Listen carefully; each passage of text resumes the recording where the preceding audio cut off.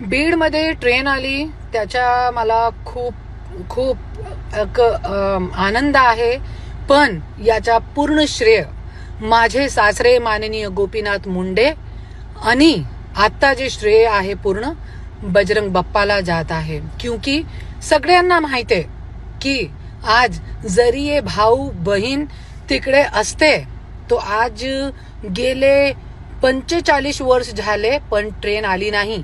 जरी हे लोक असते ना आता पण ट्रेन नाही आली असती. पण आज बजरंग बाप्पानी खूप पाठपुरावा करून फॉलोअप घेऊन संसद भवन मध्ये मोदी साहेबांशी अमित साहेबांशी बोलून आज बीड मध्ये ट्रेन आणली. याचा मी खूप खूप धन्यवाद करते आणि बजरंग बाप्पा तुम्हाला खूप खूप आभार.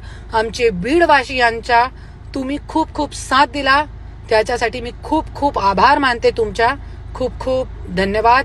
मोदी साहेबांचा धन्यवाद, अमित साहेबांचा धन्यवाद आणि आमचे बजरंग बाप्पाचा धन्यवाद. आणि आज माझे सासरे माननीय गोपीनाथ मुंडे साहेबांची आत्माला पण खूप शांती भेटली असेल आणि त्यांचा पण मी खूप खूप आभार मानते आणि खूप आनंद वाटला. ट्रेन चालू झाली. माझी पण तब्येत प्रकृती ठीक नाही होती त्याच्यासाठी मी अभिवादन नाही केला. मी आली नाही तुम्ही स्वतः येणार होती.